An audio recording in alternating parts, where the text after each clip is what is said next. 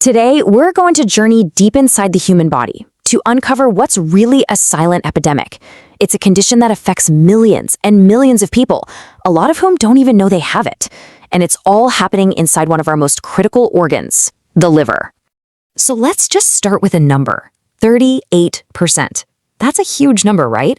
It's the percentage of adults worldwide who are walking around right now with fatty liver disease. That's more than 1 out of every 3 people. And the craziest part? The vast majority have absolutely no idea. For so many, the journey starts just like this. Not with some clear diagnosis and a plan, but with really confusing, vague advice. This quote just perfectly captures that frustration, being told something's wrong but getting no clear direction. You're just left to sit and watch a problem grow without any tools to actually fix it. So, how do we get past that vague advice? Well, here's our game plan. First, we're going to decode the silent warnings your biology is sending. Then, we'll dig into the 3 root causes that are so often overlooked. After that, we'll put together a toolkit of foods backed by actual research, lay out a simple weekly action plan, and finally, I'll show you what to track and, just as importantly, what to avoid so you can see real results. Okay, first things first. Let's understand this silent warning. You see, this isn't about blaming a single bad habit. It's really about the intersection of our modern lifestyle and our own biology, especially as we get a little older. So after the age of 40, our bodies start to change in some subtle but really important ways. Our cells, they just don't listen to insulin as well as they used to. We start losing muscle mass, which is a key spot to store extra blood sugar. At the same time, the liver's own waste removal system starts to slow down, and our built-in antioxidant defenses get weaker.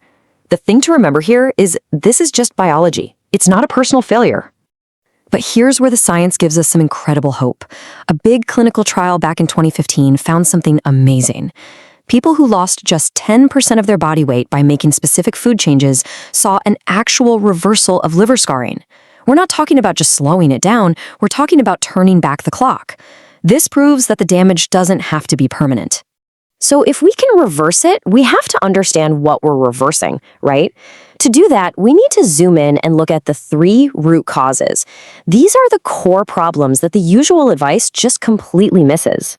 Now, this is probably the single most important thing to understand.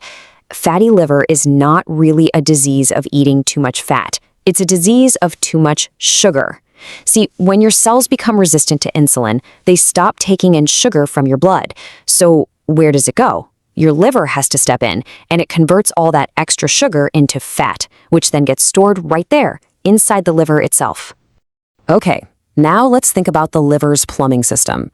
Bile is the main way your liver gets rid of metabolic junk. But when that flow gets slow and sludgy, all that waste gets trapped. It ends up being reabsorbed back into your system, creating this cycle of low-grade chronic inflammation that just wears the liver down over time. And the 3rd root cause, well, it's like a constant battle going on inside you. Every single time your liver processes something toxic, it creates a little bit of cellular damage. Normally, your body's own antioxidant system cleans it all up, but as we get older and with our modern diet, that defense system just gets overwhelmed. The damage starts to pile up faster than it can be fixed. And how does that feel to you? Like fatigue, like brain fog. All right, so now that we know the 3 core problems, let's start building the solution. And this isn't guesswork. We're going to dive into 7 specific foods that have actual published human studies showing they go right after these root causes. Think of this as your biological toolkit. First on the list, broccoli, and its cousins like cauliflower and kale. The magic ingredient here is something called sulforaphane, which research shows is one of the most powerful natural activators of the liver's own detox enzymes. It directly fights that oxidative stress we talked about. And here's a pro tip. Chop it up and let it rest for about 10 minutes before you cook it. That little trick massively boosts the sulforaphane. Next up, garlic. And this isn't just an old wives' tale. A randomized controlled trial in 2020 found that patients taking garlic showed significantly less fat in their liver on an ultrasound.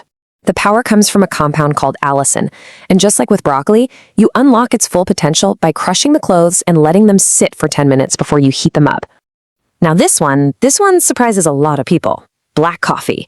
A huge analysis of studies in 2021 found that coffee drinkers had a much lower risk of developing not just fatty liver, but also the dangerous scarring that can follow, called fibrosis. The trick is, You have to drink it black or with a splash of unsweetened milk, so you don't cause the very insulin spike you're trying to avoid. All right, our next pair really packs a 1-2 punch. Green tea is loaded with a powerful antioxidant known as ECGC, which clinical trials have shown can dramatically lower those damaging liver enzymes. And then you have walnuts. They are just a powerhouse of plant-based omega-3s and another compound called arginine, which helps the liver clear out waste. And it doesn't take much, about an ounce a day, which is roughly 7 walnuts. And to finish off our toolkit, we have 2 final foods. Beets are fantastic because they directly support bile flow, which takes aim at root cause number 2. And then there's extra virgin olive oil, which is full of something called oleic acid. That helps your cells respond better to insulin, hitting root cause number 1. So there you have it. With these 7 foods, we've got all 3 root causes covered. So we've got the knowledge, we've got the toolkit, but the big question is always, how do I actually do this without getting totally overwhelmed? So let's build a really simple week-by-week plan to make it work. The absolute key here is to start small. In week 1, I want you to just add 3 things. That's it. Your daily coffee, broccoli a couple of times a week, and a small handful of walnuts each day. Easy enough, right? Then in week 2, you'll add in the green tea and beets. By the time you hit week 3, you'll have the whole thing up and running without it ever feeling like a chore. This is all about building habits that last, not some radical short-term diet.